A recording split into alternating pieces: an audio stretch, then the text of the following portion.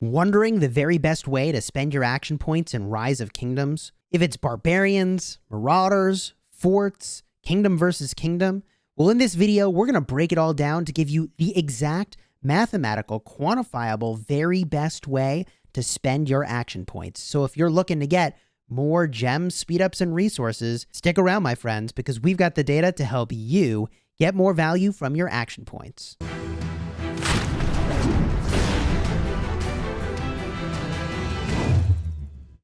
Hello, my friends, and welcome back. I'm Chisquil Gaming, a sponsored content creator for Rise of Kingdoms, and today we are going to help you get more value from your action points.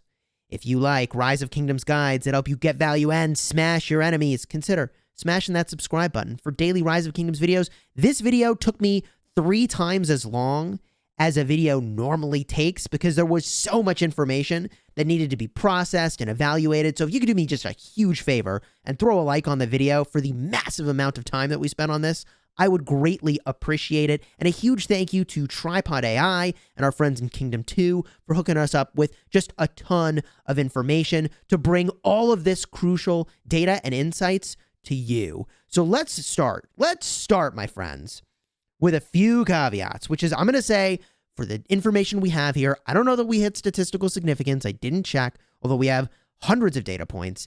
And there are some things that, look, if you need Books of the Covenant or Arrows of Resistance for your account, this information I'm going to share with everyone, it's general guidance, but go all in on the things that you obviously need for your account.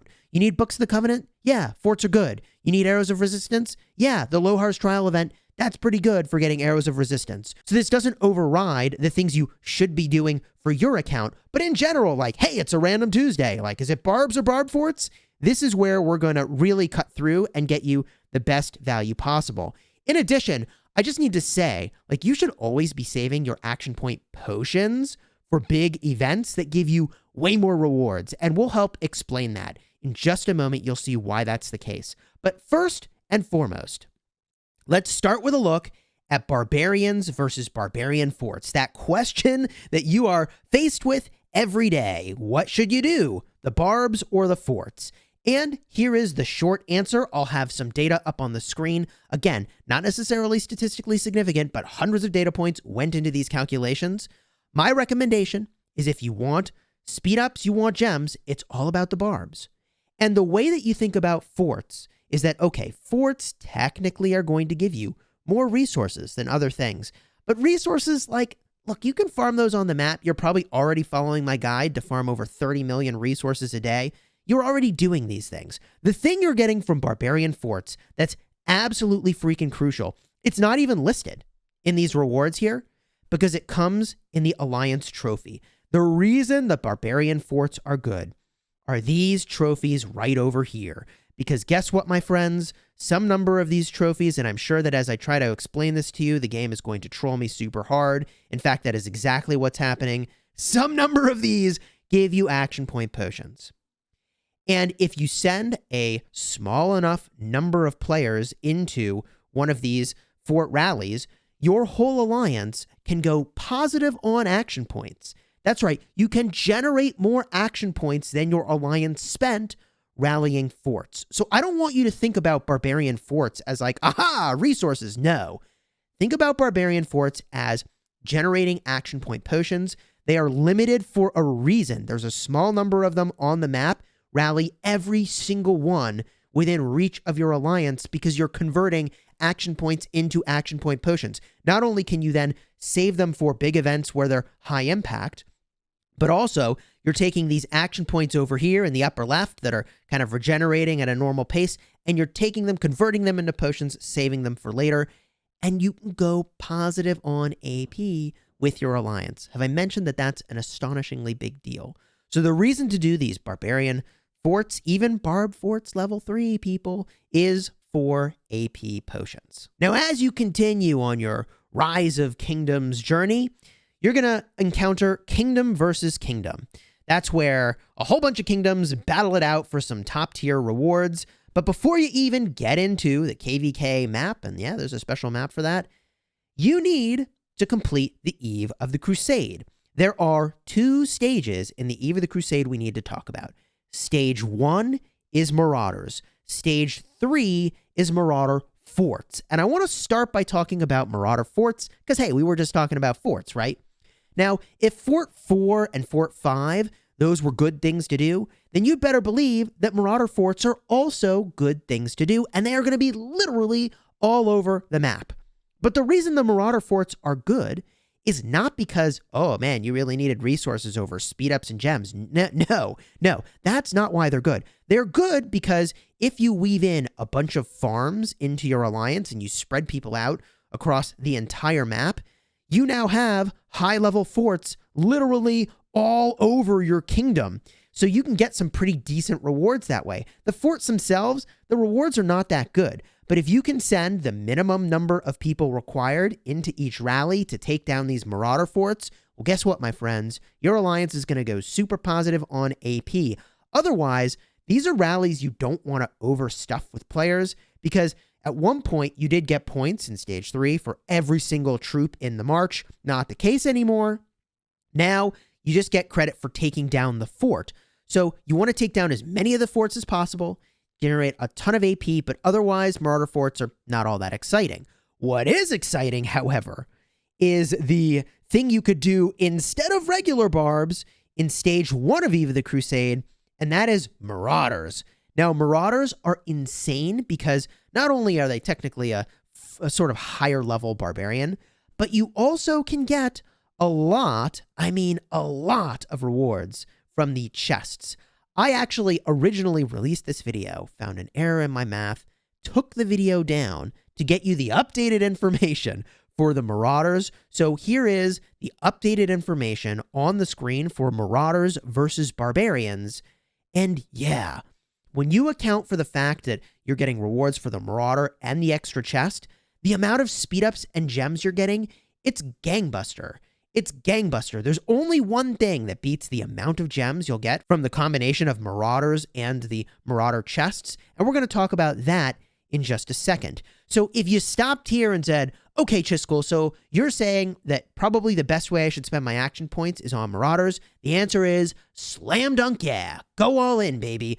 But we got to caveat that because when you enter Kingdom versus Kingdom, regardless of what type of Kingdom versus Kingdom you're entering, whether it's Season 1 or Light and Darkness or Heroic Anthem, there are going to be Crusader achievements. And those Crusader achievements are very important to knock out. In addition, by the way, there's also higher level Barbarians and higher level forts. We need to talk about those, and we'll do that in just a second.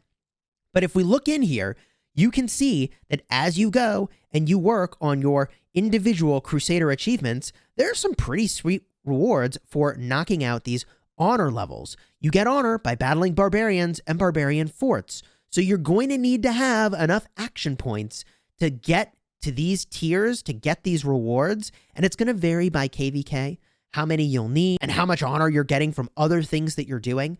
But just make sure you don't spend literally everything on Marauders because you are going to need action points for other stuff. In addition, there are also individual level honor rewards. There's an honor roll. I'm going to call out the fact that in the new Heroic Anthem version of KvK, you're honestly going to spend a lot of action points and not get all that much. One conquest coin feels really light to me compared to what you get in Light and Darkness or Season 1 of KvK.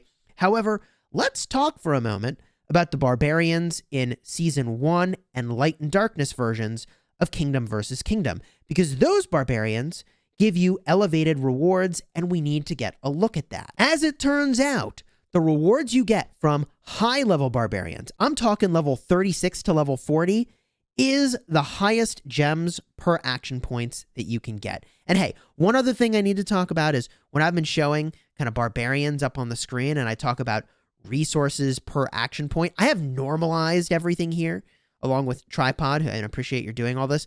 We've normalized for the number of action points that you're spending.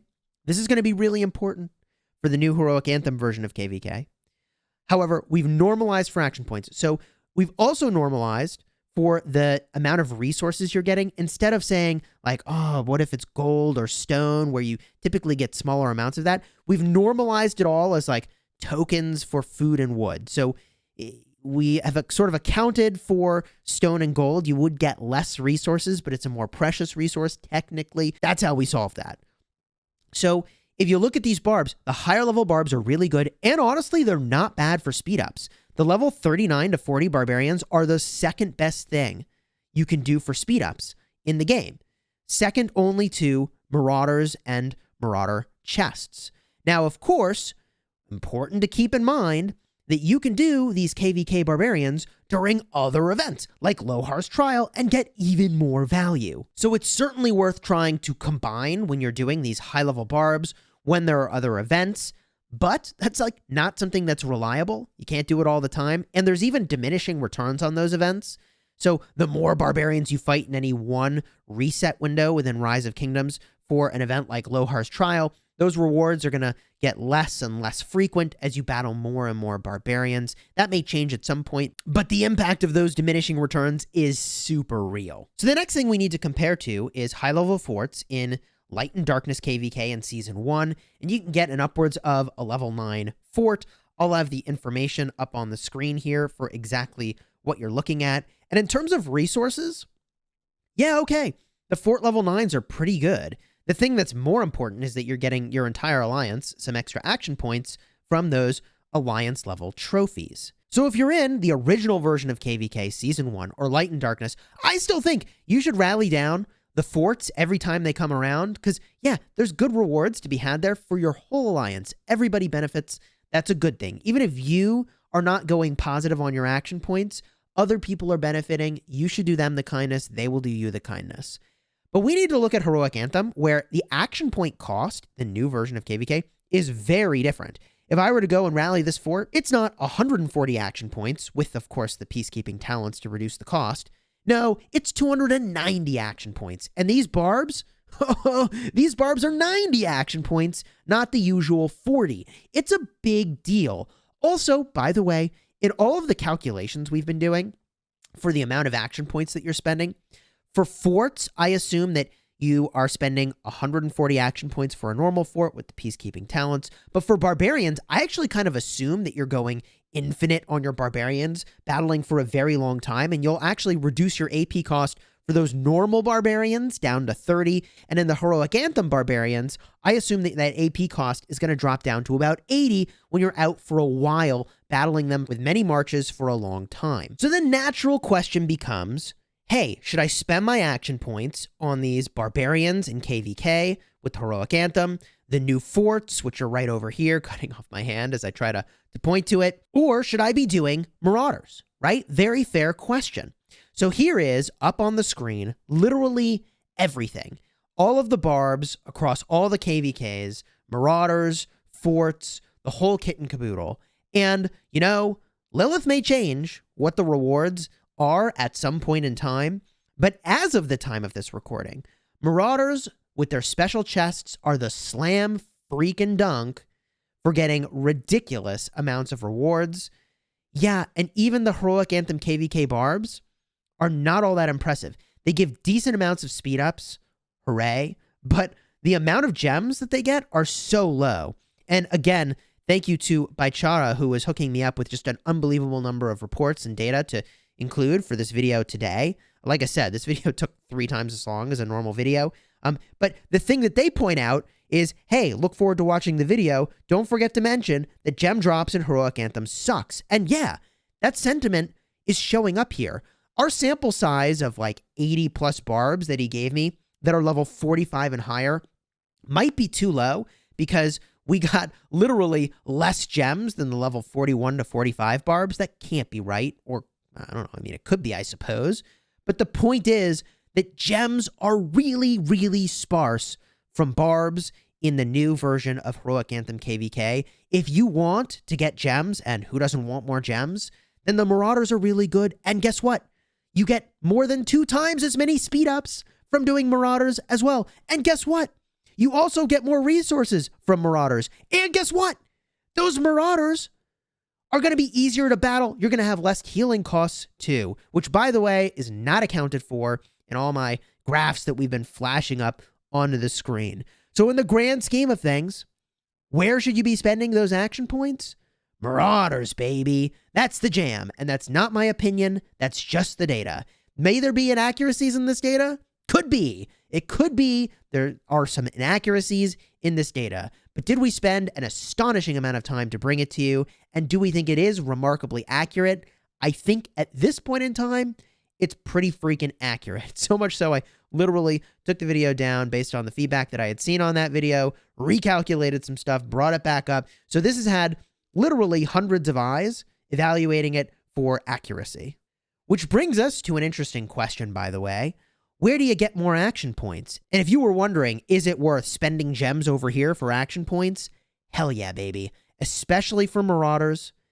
Every single day I spend 100 gems, and you could easily make an argument that you could spend more gems. And you might say, whoa, just cool. A couple things you didn't account for. First of all, Trophy Hunter. You're right. I forget if I mentioned this, but Trophy Hunter is a talent that gives you even more resources for every barb that you take down. Yeah, we didn't even account for Trophy Hunter, so you can get even more resources by battling Barbarians if you're using Trophy Hunter, and why the heck wouldn't you be? It's literally worth the gems to change your talents so that you are getting the Trophy Hunter benefit from battling Barbarians if you're spending large amounts of AP, especially.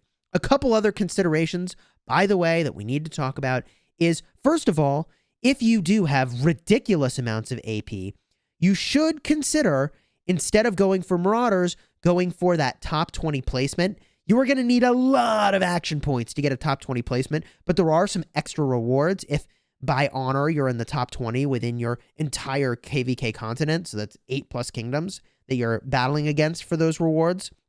And in addition, a lot of players spend outrageous, I'm talking outrageous amounts of time doing what's called AoE barb farming, where you bring a march with a commander like Sun Tzu or Yi-Song, along with probably not even a peacekeeper. A lot of them use like Richard I for healing. So they use a AP inefficient commander, but they do high amounts of damage, high amounts of healing, area of effect, to just like run around and aggro lots of Barbarians. And you use the AoE damage to try to, hit this one Barbarian and have the AoE hit another Barbarian, so you get the other Barbarian for free, 0 action point cost. And they literally run around chaining one Barbarian and the next Barbarian and the next Barbarian. We have not accounted for that in all this math. You could do that if you want. Man, I have not had the time or the patience to do that, but the rewards are super freaking real. And you can even see from some of these reports from Chara that like that is what they were doing to get lots of extra Barbarians in here. Although I picked literally the worst report. Have I mentioned that the Barbarians are hard in the new version of KvK? Have I mentioned those Barbarians are hard? Let me get a report with a few more victories here. There you go. This is a better example of how you can run around using a commander like Richard Yi-Song, battle a whole bunch of barbs. You spent only 40 action points, or in this case, we're talking about spending 80 or 90 action points, and you get all those barbs. So the rewards are really out of control if you're chaining Barbarians. I suppose you could chain Marauders, but the whole point of the Marauders is like, you've got like a 3-day window to jam out as many of those as you can, if that's what you want to do. Yeah, you probably want to bring 5 marches, because for every march that hits it, you get extra rewards. Not like extra as in, above and beyond what any one march would normally get, but if you hit with 5 marches, you get 5 marches worth of rewards. That speeds things up quite a bit, and that's how I personally do things. If you enjoyed this video, do me that huge favor of throwing a like on here. This was like one of my most time-consuming videos in a very freaking long time. Thank you for doing that. Thank you for subscribing to the channel for daily Rise of Kingdoms videos. Hey, you can unsubscribe later if you don't like it, but subscribe so you don't miss a thing. And until next time, you have fun smashing the kingdom, and leave me a comment down below. What did we miss? What did we forget? What did we not consider? There may be something, and other people will benefit. So drop it in there, and I'll see you later.